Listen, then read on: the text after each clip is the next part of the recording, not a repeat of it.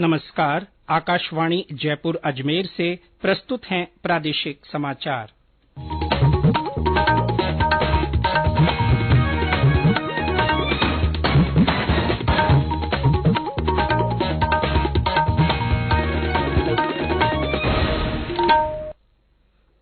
मुख्य समाचार। केंद्रीय खेल मंत्री अनुराग ठाकुर आज लखनऊ में खेलो इंडिया यूनिवर्सिटी गेम्स 2022 के लिए प्रतीक चिन्ह, शुभंकर और एंथेम का शुभारंभ करेंगे। खाद्य और सार्वजनिक वितरण विभाग ने उपभोक्ताओं को खाद्य तेल की कीमतों में गिरावट का लाभ देने के निर्देश दिए। देश भर में आज बुद्ध पूर्णिमा मनाई जा रही है और प्रदेश में कई स्थानों पर हल्की से तेज हवाएं और कहीं-कहीं बरसात का दौर जारी। समाचारों के साथ मैं जितेंद्र सिंह पूनिया। और अब समाचार विस्तार से। केंद्रीय युवा कार्य और खेल मंत्री अनुराग सिंह ठाकुर आज लखनऊ के इंदिरा गांधी प्रतिष्ठान में खेलो इंडिया यूनिवर्सिटी गेम्स 2022 के लिए प्रतीक चिन्ह, जर्सी, शुभंकर, टॉर्च और एंथेम का शुभारंभ करेंगे। तीसरे खेलो इंडिया यूनिवर्सिटी गेम्स इस महीने की 23 तारीख से 3 जून तक खेले जाएंगे। उद्घाटन समारोह लखनऊ के बाबू बनारसी दास यूनिवर्सिटी में 25 मई को आयोजित किया जाएगा। खाद्य और सार्वजनिक वितरण विभाग ने उपभोक्ताओं को खाद्य तेल की कीमतों में गिरावट का लाभ दिए जाने के निर्देश दिए हैं। विभाग के सचिव संजीव अरोड़ा ने कहा है कि कुछ कंपनियों ने अपने उत्पाद के दाम कम नहीं किए हैं और जिनका अधिकतम खुदरा मूल्य दूसरे ब्रांडों से अधिक है, ऐसी कंपनियों को कीमतें कम करनी चाहिए। वे कल एक बैठक में खाद्य तेल की कीमतों की समीक्षा कर रहे थे। बैठक के दौरान बताया गया कि पिछले 2 महीनों में विभिन्न खाद्य तेलों की वैश्विक कीमतों में $200 से $250 प्रति टन की गिरावट आई है, लेकिन खुदरा बाजारों में इसका असर दिखने में समय लगेगा। भारतीय रिजर्व बैंक और bank for international settlements (BIS) ने वैश्विक प्रौद्योगिकी स्पर्धा G20 टेक स्प्रिंट का शुभारंभ किया है। ये प्रतिस्पर्धा विश्व भर के एप्लीकेशन निर्माताओं के लिए ऐप जमा करने के लिए आज से अगले महीने की 4 तारीख तक जारी रहेगी। परिणाम की घोषणा फाइनल स्पर्धा में इस वर्ष अगस्त या सितंबर महीने में की जाएगी। RBI और BIS नवाचार केंद्र ने चौथी G20 टेक स्प्रिंट की घोषणा संयुक्त रूप से की है। राज्य सरकार ने बार काउंसिल ऑफ राजस्थान को 5 करोड़ रुपए की आर्थिक सहायता दिए जाने की स्वीकृति दी है। इस राशि से प्रदेश के वकीलों की समस्याओं का समयबद्ध निराकरण हो सकेगा। ये राशि राजस्थान अधिवक्ता कल्याण निधि में हस्तांतरित की जाएगी। गौरतलब है कि मुख्यमंत्री अशोक गहलोत ने इस वर्ष के बजट में इसकी घोषणा की थी। ये समाचार आकाशवाणी जयपुर अजमेर से प्रसारित किए जा रहे हैं। समाचार बुलेटिन में आपका फिर स्वागत है।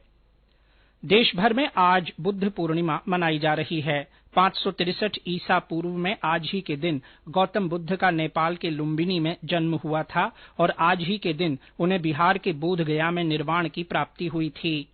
बुद्ध के जन्मदिन को वैशाखी बुद्ध पूर्णिमा के रूप में मनाया जाता है। इस अवसर पर राष्ट्रपति द्रौपदी मुर्मू ने देशवासियों को बधाई देते हुए कहा है कि महात्मा बुद्ध का जीवन आत्मनियंत्रण और अनुशासन का सर्वोत्तम उदाहरण है। उन्होंने कहा कि वे करुणा की प्रतिमूर्ति थे और उन्होंने मानव जाति को संबोधित सहिष्णुता और सदाचार का मार्ग दिखाया। उपराष्ट्रपति जगदीप धनखड़ ने बुद्ध पूर्णिमा पर लोगों को बधाई दी है। उन्होंने अपने संदेश में कहा कि बुद्ध पूर्णिमा गौतम बुद्ध की शिक्षाओं के बारे में चिंतन करने का दिन है। राज्यपाल कलराज मिश्र ने भी प्रदेशवासियों को बुद्ध पूर्णिमा की शुभकामनाएं दी हैं। उन्होंने भगवान बुद्ध के जीवन दर्शन को याद करते हुए उनके विचारों को आत्मसात करने और मानवता के हित में काम करने का आह्वान किया है।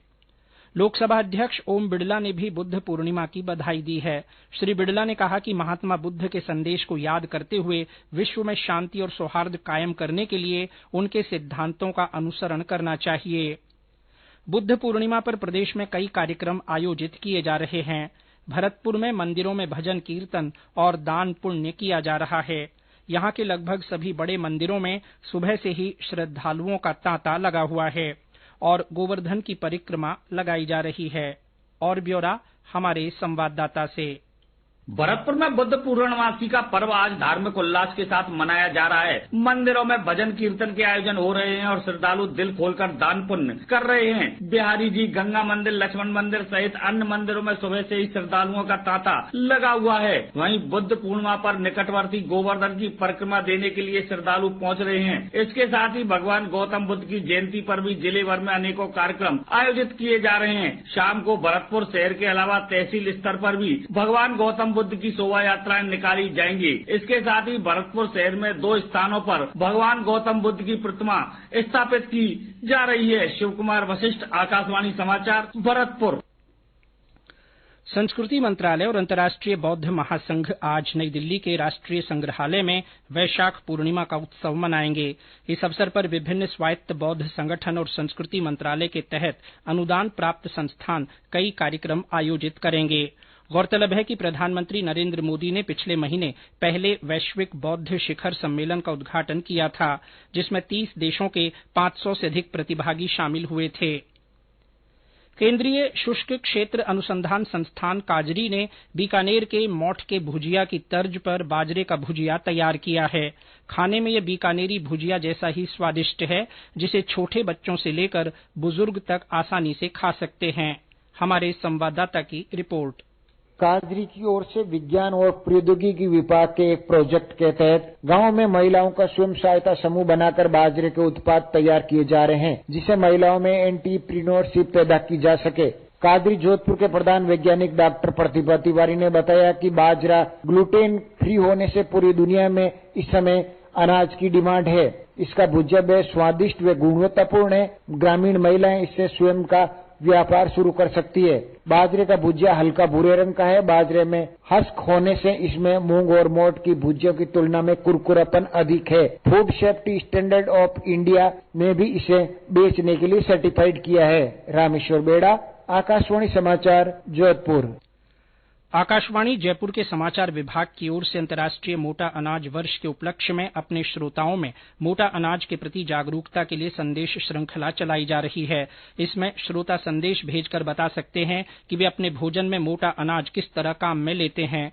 हमारे अन्य श्रोता भी मोटा अनाज के बारे में अपने संदेश लिखकर या रिकॉर्ड कर व्हाट्सएप नंबर 9414052368 पर भेज सकते हैं।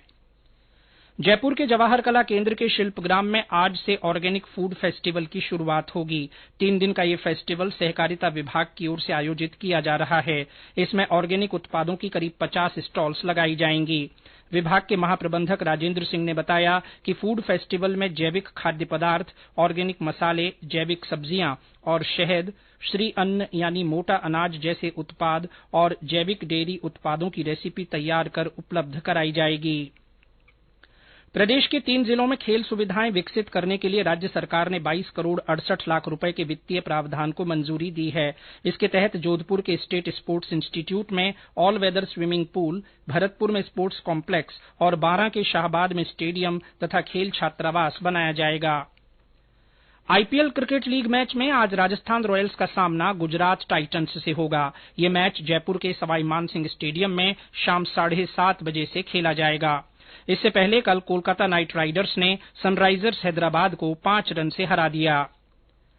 भरतपुर जिले के बरौली गांव में बोरिंग के लिए खोदी गई हौद में डूबने से कल 2 बच्चों की मौत हो गई। हादसा उस समय हुआ जब ये बच्चे बकरियां चराने जंगल गए हुए थे। वहां हौद में नहाने के लिए उतरे और दलदल में फंस गए।